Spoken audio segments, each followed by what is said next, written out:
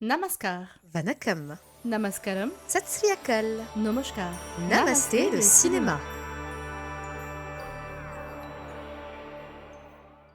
Nous sommes le vendredi 27 février 2026 et voici les actualités des cinémas indiens en bref, proposées par Elodie et Asma du magazine Bolly & Co. Bonjour Elodie, bonjour à toutes nos auditrices et auditeurs. Salut Asma, quoi de neuf? J'ai rendez-vous juste après cet épisode avec Benedict Bridgerton, alors si tu permets, on va faire court. Très bien, même si je ne suis pas sûre que sa proposition indécente soit pardonnable. On en reparle après le visionnage, tu veux bien? Avec joie. Mais justement, quel sujet avais-tu envie d'évoquer aujourd'hui? Il y a quelques jours a eu lieu la cérémonie des BAFTA Awards, remise de prix britanniques considérée par beaucoup comme l'antichambre des Oscars. Et pour le coup, il y a eu de belles surprises. Ah ouais? Ouais, meuf. La première, c'est Ali Abad qui a fait sensation en présentant le prix du meilleur film en langue étrangère. Son look comme son assurance ont fait le buzz sur la toile pour ce moment de fierté pour la communauté indienne, en particulier quand elle a commencé son discours en hindi. Sa robe à sequins signée Gucci, hommage à Marilyn Monroe, était canon. La cérémonie a également rendu hommage à celles et ceux qui nous ont quittés l'année dernière, et ils ont mentionné Dharmendra, ce qui a énormément touché le public indien. C'est vraiment chouette qu'ils aient pensé à lui. La preuve qu'il avait une fanbase monumentale. Mais le véritable événement de cette soirée, c'est un film que tu as projeté lors du dernier festival des cinémas indiens de Toulouse. Oh oh! En effet, le Papa Noël est sorti. Pardon. En effet, le film Manipuri Bang a remporté le prix du meilleur film pour enfants, battant dans sa catégorie des métrages internationaux comme Zootopie 2 et Lilo et Stitch. C'est énorme. Mm. Ce métrage réalisé par Lakshmi Priya Devi traite du conflit au Manipur à travers le prisme d'un enfant à la recherche de son père. Et pour l'équipe du festival, ça avait été un gros coup de cœur. Le métrage est d'ailleurs produit par Farhan Akhtar via sa société de production Excel Entertainment. Ce dernier tient là sa revanche sur l'univers après la polémique autour du tournage de son Don 3, dont nous vous parlions longuement dans notre épisode de la semaine dernière. C'est vraiment dire qu'il doit être content. Pardon. À noter qu'il s'agit du premier film indien à remporter un trophée dans cette catégorie. La réalisatrice a en tout cas profité de sa victoire pour livrer un message de paix essentiel. Je la cite. « Nous prions pour que tous les enfants déplacés, dont font partie les jeunes acteurs du film, retrouvent leur joie, leur innocence et leurs rêves. Nous prions pour qu'aucun conflit ne soit assez redoutable pour détruire le super pouvoir que nous possédons tous en tant qu'êtres humains, le pardon. » En plus, elle a reçu le prix de Paddington l'ourson. C'est trop mignon. Oh. En tout cas, pour les plus curieux, ta critique de Bong est d'ailleurs disponible sur notre site.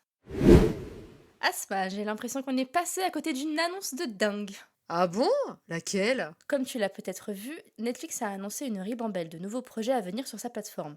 Et parmi eux, il y a un film qui me fait particulièrement envie. Il s'agit de Ma Behen, qui réunit à son casting Tripti Dimri et Madhuri Dixit. What? J'ai manqué ça?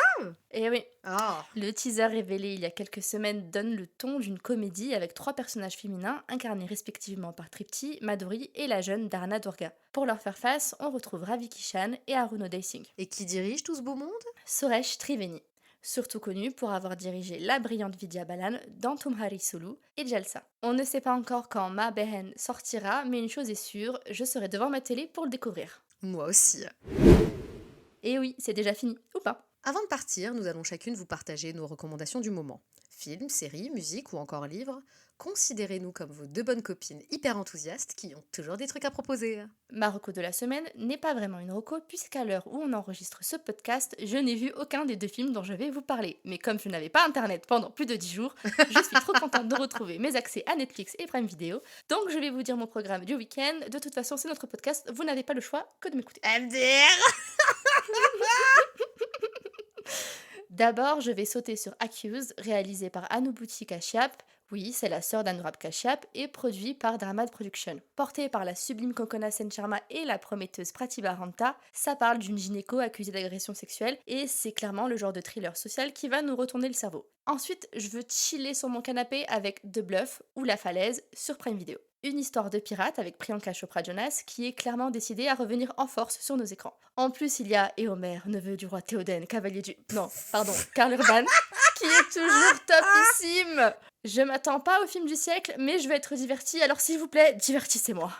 Falloir sortir du Seigneur des Anneaux à un moment donné, Non, madame. jamais.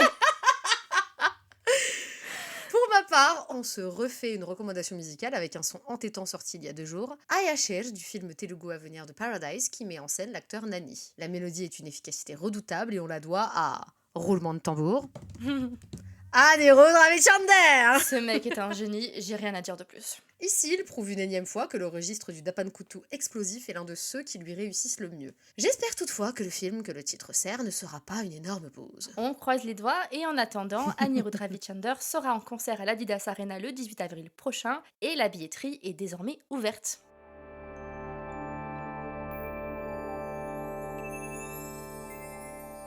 Merci d'avoir écouté Namasté le cinéma. On espère que cet épisode vous a plu. Si vous aimez notre podcast, c'est le moment de vous abonner, de partager, de commenter, de liker ou encore de donner une petite note sur votre plateforme d'écoute favorite. Vous pouvez par ailleurs retrouver la version retranscrite de cet épisode sur www.bolienco.fr. Et si vous n'êtes toujours pas lassé d'entendre nos voix, nos fous rires et nos coups de gueule, alors rendez-vous vendredi prochain dans Namasté le cinéma.